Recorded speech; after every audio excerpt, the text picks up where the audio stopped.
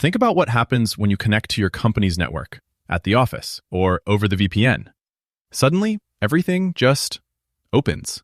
The internal wiki loads, the file share mounts, the internal tools answer. Nobody asks who you are again.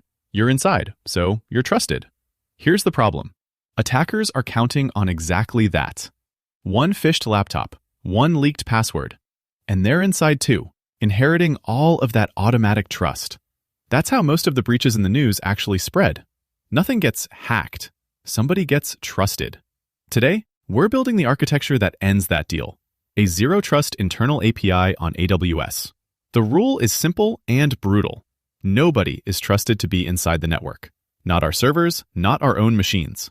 Every request has to cryptographically prove who sent it, or it hits a locked door. By the end, we'll fire 2 requests from the same machine on the same network at the same URL. One walks away with the secret data, the other gets stopped cold. And the only difference between them is proof of identity. And every piece comes with a free hands-on lab, so you can build the whole thing yourself. Let's get into it. There are 2 sides to this build, something worth protecting and something that has to prove itself to reach it. Protected side first, starting with the thing an attacker would actually want. That's a DynamoDB table holding our internal inventory. Inside it, we'll plant one item, a gadget whose status says exactly what's at stake. Top secret.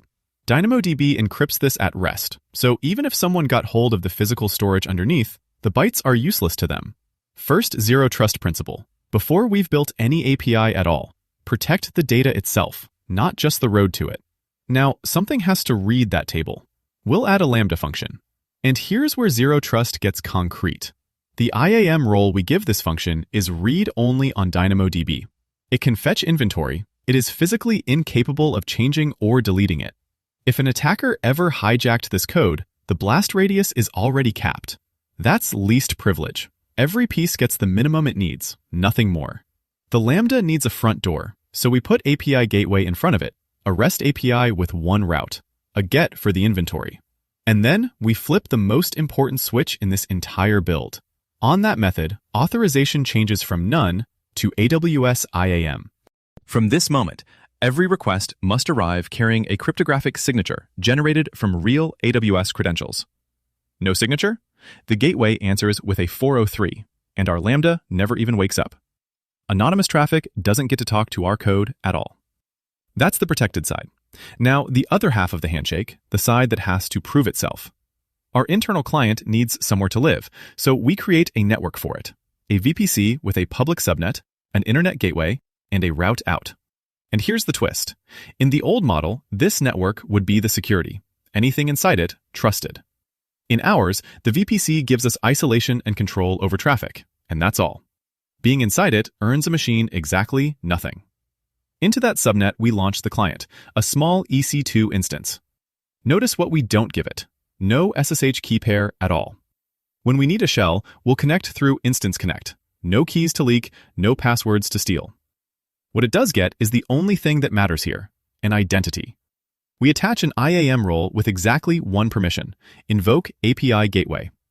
This machine can't read the table directly, can't touch the Lambda. All it can do is knock on the front door and prove who it is. And now, the 2 requests we promised at the start. We open a session on the client and run a short Python script. It picks up the role's temporary credentials, issued to the instance automatically, nothing hard-coded, and signs the request with signature version 4, AWS's signing protocol. The signed GET goes to the inventory endpoint. The gateway checks the signature, confirms this identity is allowed in, and lets it through. Back comes a 200, zero trust verified, one item found, our top secret gadget. Now send the same request without the signature, and it dies at the gateway with a 403. Same machine, same network, same URL. The only difference is proof of who's asking. That's zero trust, working. So that's the build, an inventory table holding the secrets, encrypted at rest. A back-end Lambda reading them through a role that can look but never touch. API gateway demanding a signed identity on every call. A VPC that provides isolation but hands out zero trust. And a client that reaches the data not because of where it sits, but because of who it can prove it is. 2 roles, 2 halves, 1 handshake, and nobody got trusted for free. Reading about zero trust is one thing. Watching your own 403 turn into a 200 just because you attached the right identity is the moment it actually clicks. We've broken this into 6 short, free, hands-on labs, one each for VPC, DynamoDB, IAM, Lambda, API Gateway, and EC2.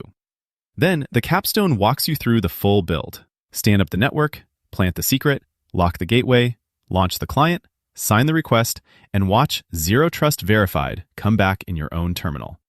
Links are in the description. You just watched a request get through a locked-down API with no password and no API key. Nothing but a proven identity.